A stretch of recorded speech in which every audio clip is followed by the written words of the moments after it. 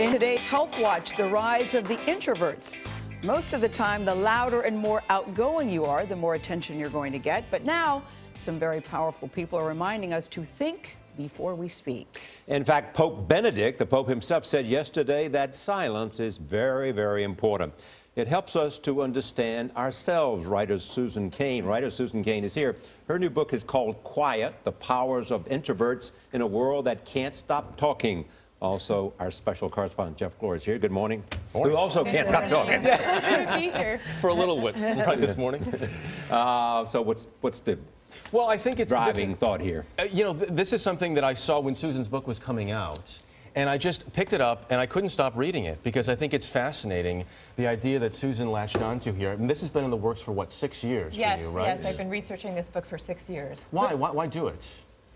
Well, it was very clear to me. It's been clear my whole life because I'm an introvert. But it's been clear to me that introverts live in a world where many of them are trying to pass as extroverts. And the latest statistics show that a third to a half of all Americans are introverts.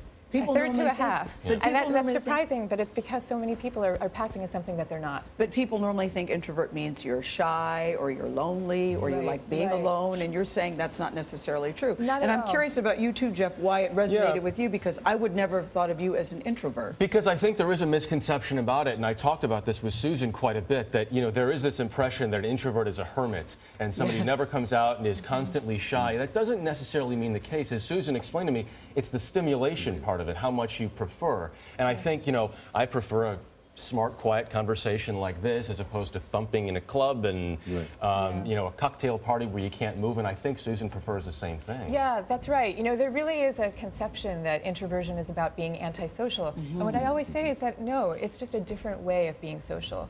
So as Jeff is saying, an introvert would rather have a glass of wine with a close friend as opposed to go to a loud rock I was just going to make that point. Most people I know, when you say, what's a perfect evening, they'll say a great dinner with friends. Yes. So that's the kind of thing you're talking about here. Exactly. Look at this. Time magazine just out on the newsstands tomorrow. The power of shyness. Are these things connected? Yeah, that's an important question because shyness and introversion really are different. Shyness is about the fear of negative judgment, whereas introversion is simply about a preference for a quiet, more minimally stimulating environment. But both of them do tend to spring from an underlying temperament that is careful and that is sensitive and that has all kinds of benefits that we tend to undervalue in this culture. Okay, I may have missed this, but what's the definition of introvert? It's a good question. Yeah, it's a fantastic question. So an introvert is simply somebody who prefers a quiet, more minimally stimulating environment. Do you believe? That'd be me, that'd be you, would that be you? All of us. And the Pope, by the way. That's what I thought what the Pope said was Yeah. very, very interesting.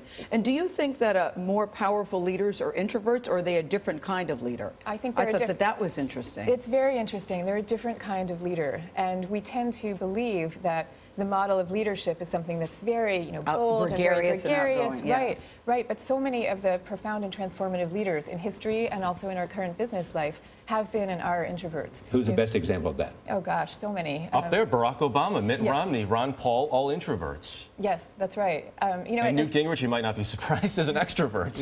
And if you look at Obama and at Romney, much of what they've done and much of what has enabled them to get to the place that they are at today is their introversion. They're both known for very careful and meticulous planning of their campaigns. They tend to have cerebral styles where you feel that they really have thought about what they're saying. We're out of time, and before we go back to Gail, this is interesting to me. Are more women or more men introverts? That's an interesting question. There are slightly more men who are introverts. It's about 53% men and 51% women, according to the latest study. Yes. Charlie, I'm actually very shy. Susan and Jeff, thank you very much. Good to see you guys.